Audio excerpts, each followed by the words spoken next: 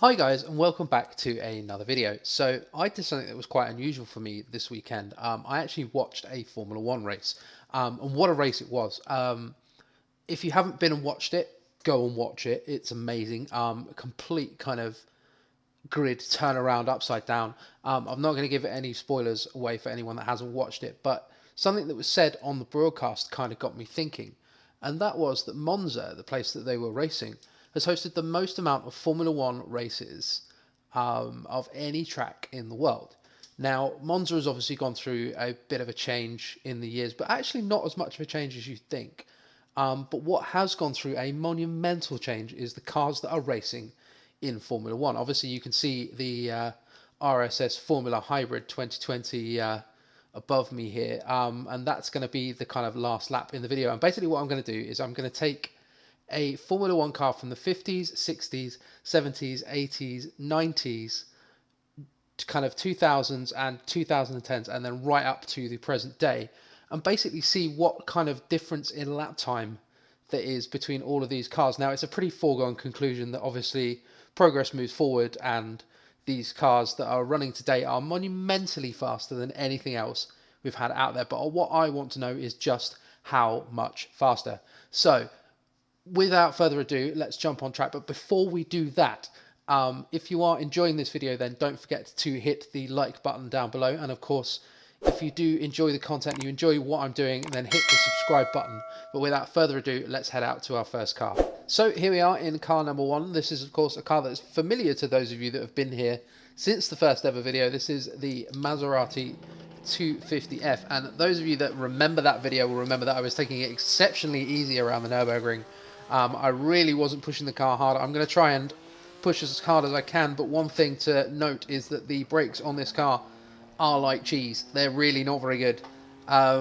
You kind of almost have to, you can see I'm in a kind of high gear just to try and wind the car up out of Parabolica as we head down towards the first chicane. Now, of course, those chicanes not there in Fangio and Sterling Moss's time, so this would have been completely alien to those guys. I'm actually going to take it nice and easy, just brake at the 300 there. Oh, it's the back of the car just wiggling around on me. You can see me having to fight the car to try and get it into this first corner. And that's the thing with these big braking zones, is that you have to brake so early and so gently to get the car in as we now accelerate around Curva Grande. And you'll probably see it as I jump. Yeah, as I chuck the car in here, you can see the back of the car just trying to step out, and me having to be exceptionally gentle with the steering just to keep the car in a straight line. And these heavy braking zones, as we see, yeah, there you go again. That's the back wheels just trying to step out of line. And that's the thing, when you try and hustle this car, it protests so much. You can see again there, just stepping out of line. It's a real handful to try and get this car to kind of hustle quickly, and just using the throttle just to steer the car there. And into Lesmo too. Oh, little lock up. Again, this car's great fun, and that's one of the reasons I chose it. As we now head into the second DRS zone. It's one of the reasons I chose it is because it is a really fun car to drive, but at the same time you have to be really careful. I'm actually going to brake about there. I don't know whether that's a good braking point for this car. I'm sort of winging it. This is my first lap in this car, so I'm sort of winging it. I'm going to run a little bit wide at Ascari there. Now, of course, in a modern Formula One car, this would be exceptionally fast down towards the final turn. In this car, we're cruising along 140, 150 k's an hour, just building as we head towards the final turn. So we're already at the 2-minute mark as we make our way down to the final turn. And I'm going to brake here for the Parabolica. I don't want to overshoot too much as we get very sideways. That's exactly what I didn't want to do. Was just, and you can see the car just tries to bite you if you are too aggressive with any control. You have to be exceptionally gentle with everything on this car. So we're heading to the start-finish line now. There we go. There's a 2:25.4. So that's the Maserati 250F. Is the V12 version of that car, and that was a 2:25.4. So here we are in car number 2, which is of course the Lotus 49. brought in 1967 and driven to that year's Drivers' Championship by one Graham Hill, Damon Hill's dad, of course, and one of the first designs of Lotus founder Colin Chapman. So Colin Chapman is an iconic kind of race car designer from the 50s, 60s and 70s, designing many cars, and I've way overcooked that. That's going to be the job to get that stopped. Oh, I just about got it there. As you can see, I'm really having to wrestle this car just as much of a handful as the Maserati that I drove in the last little segment. But yeah, the one thing that made this car very special is that the engine and gearbox are what's known as a stressed member, which basically means that there isn't actually behind the driver much chassis. It's literally the tub that the driver sits in, which is then bolted to the engine and gearbox, and then all the suspension and kind of drive shafts and stuff like that is all bolted straight to the engine and gearbox. And basically what that does is it saves a great deal of weight. Now, of course, Colin Chapman, famous for his designs and kind of adding lightness to all of his designs. Now, that didn't make them the safest cars in the world to drive, but it did make them incredibly fast. I believe in the 60s and 70s, Lotus won something like 7 Drivers' World titles with Colin Chapman's cars as we just chucked the car into Ascari. I thought I was going to write this lap off at the start, but it's actually turning out to be not too bad of a lap as we just go past the 130 mark there. So yeah, this car obviously powered by the Cosworth DFV as well, which is another iconic engine. I believe it's one of the first cars that was powered by the DFV. Now, the DFV basically powered pretty much all the kind of Garagista teams in the 70s, so this is basically where it began. As you can see, I'm really having to wrestle this car to finish, but however, that is a 158.2, so a big old chunk of time taken off in the kind of intervening kind of 15 years or so. So you can just see how much difference just adding that amount of lightness to a car makes around even this kind of what I would call Monza is a fairly short circuit. So now we have the fantastic Ferrari 312T. Now, of course, this is something you can't see from this view, but you will kind of notice as soon as I go into a corner, is this car has a huge front and rear wing. This is, of course, the start of the aero kind of era. This car is from 1974, I believe the first kind of variant of this came out. It's powered by a flat 12. You can kind of hear that kind of rumbling away behind me as we stomp on the brakes for the first corner. Now, the 312T is famous as the car that almost killed Niki Lauda. It's featured extensively in the film Rush, obviously battling James Hunt's Brabham to the driver's title. Now, of course, Niki Lauda kind of racing in 1976 in this car, in a different, slightly different variant of this car, but it's still the same car, and just kind of having an accident just before Bergwerk on the Nürburgring and the car catching fire. Now, of course, this is the era of kind of increased safety in Formula One, and it's the last time the Formula One World Championship went and raced on the Nürburgring Nordschleife. And Niki Lauda tragically suffering horrific burns in that accident. But obviously this is something that's covered in the film, is that he then took 2 races off and then was back in the car 2 races later because he was competing for a world title.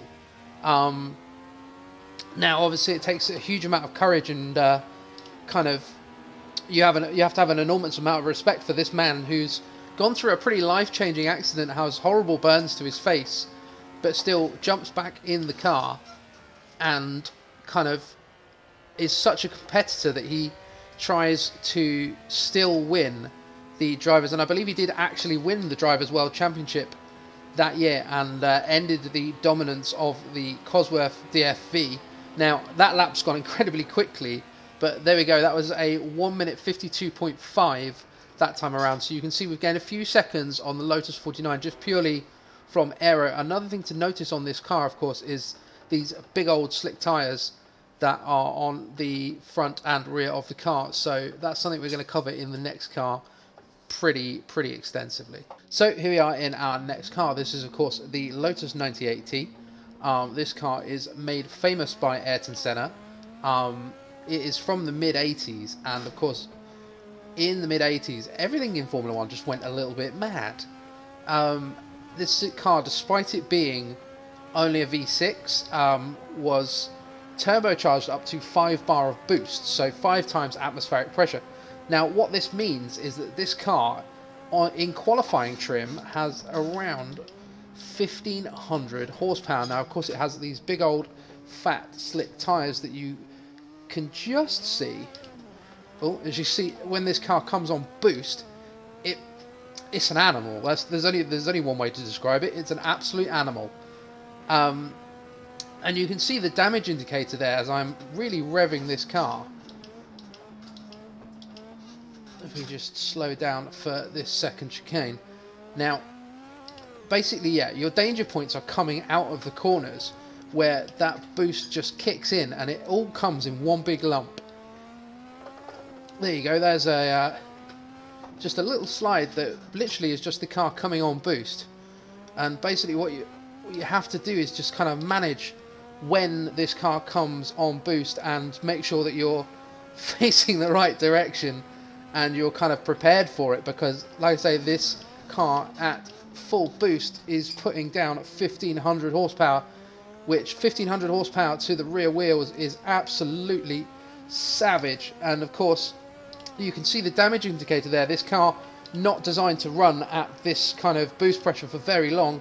These cars would literally, they turn this setting up for qualifying, and that would be as much and as far as they could run, and then they would have to replace the engine for the race. So you can see I'm now back on full boost as we make our way to the start finish line, and there we go. There's a big old chunk of time there, helped out by the fact that we have 1,500 horsepower.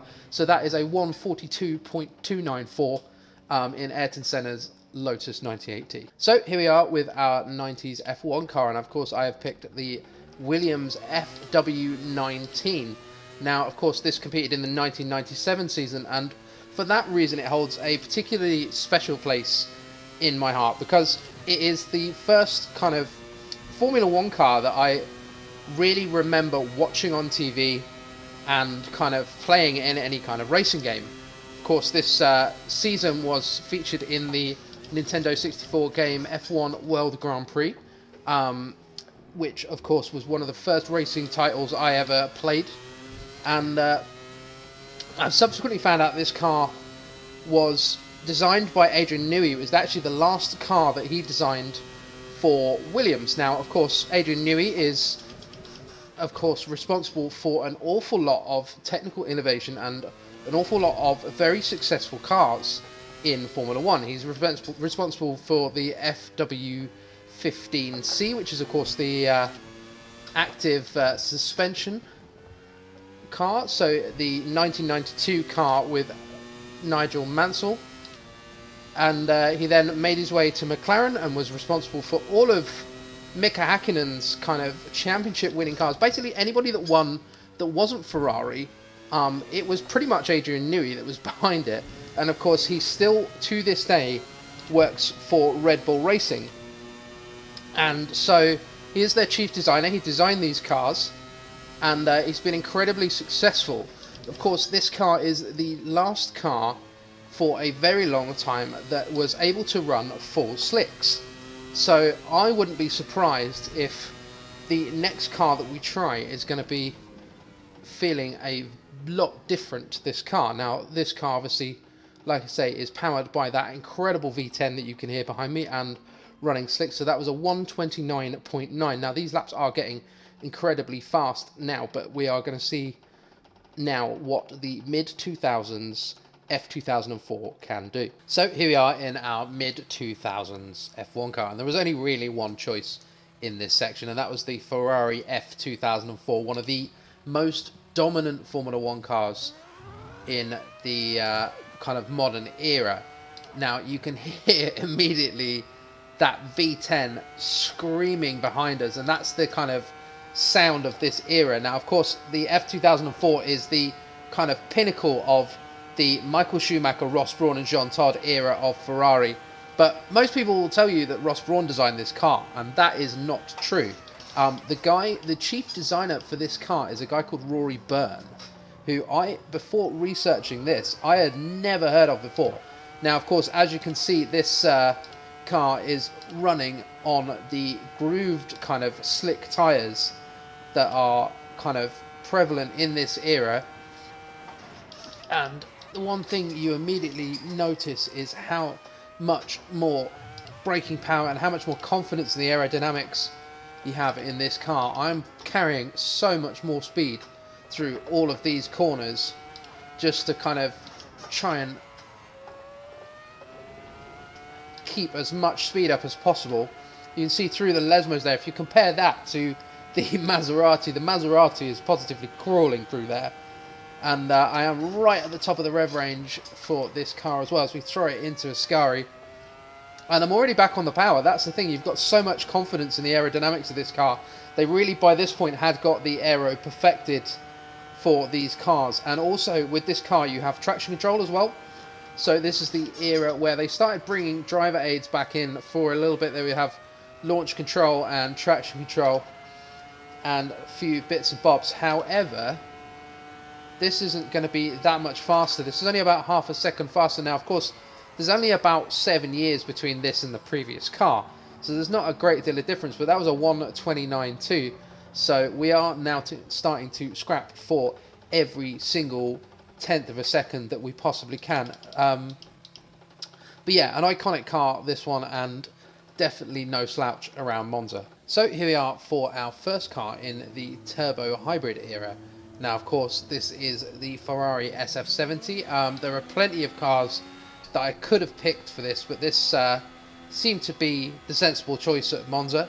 So we're just going to pop her into hot lap and see how we get on. Now, of course, this car has the MGUK and MGUH energy recovery systems, which I'm now using, and of course DRS as well. So the flap in the rear wing opens up and we head down to turn 1. Now, the interesting thing about this car is if you look at the 2017 Italian Grand Prix and you look at the 2004 Italian Grand Prix, the pole time for the 2017 race is actually about 2 seconds slower. So what I think we might see here is actually me struggling to get a time faster than the F2004 out of this car. Now, of course, this car is incredibly more aerodynamically advanced. In terms of power, obviously that's a fairly closely guarded secret for all the Formula 1 teams at the moment. It's definitely a challenge to try and get this car around in some kind of order, especially when you kick on the kind of hybrid boost, and you can see I'm using as much of the kind of hybrid as I can on this hot lap mode, and just try and throw the car in, try and get the car back out again. You use the hybrid to push you out of the corners. However, that is going to be a, yeah, there we go. So that is a 29.5. So that is actually slower than the F2004. So actually, in terms of outright pace around Monza, the current cars are slightly slower than they used to be. So here we are in the DRS Formula Hybrid 2020. Now, of course, this is largely similar to the last car I drove, but it is the current iteration of the rules in this kind of era of Formula 1. Now, of course, the rules are going to change in the next few years, so we just bang the DRS on, and basically this is just the kind of ultimate development of these rules. Now, I have done a couple of laps in this car already just to try and find kind of a few braking points in it, just because I've never driven this car before this video. So we are going to sit on the old overtake button and just try and gain as much speed into the second chicane as possible. Ooh, as we lock a wheel though, snatch a wheel on the way into the second chicane. This is going to be an interesting lap as we go through Lesmo 1 and of course into Lesmo 2. Now of course these cars have DRS and of course the KERS system as well, so of course they have the hybrid system which gives them extra power.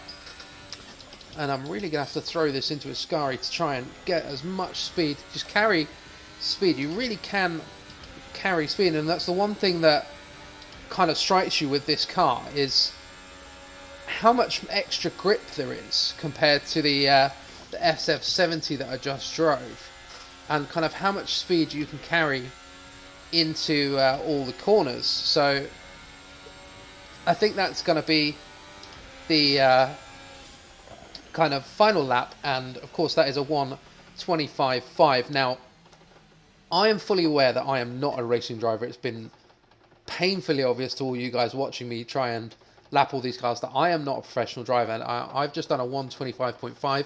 To put it into perspective, the pole time for this year's F1 Grand Prix at Monza was a 1:18.8, so there is definitely an awful lot of time left to find. So thank you very much for watching. Again, if you have enjoyed this video, then hit the like button, hit the subscribe button, hit the bell notification icon, and of course leave me a little message in the comments as well. If you can guys do lap times in any of these cars in Assetto Corsa, tell me what you got. Tell me how fast you managed to lap these cars. But for now, that is all I have time for. Thank you very much.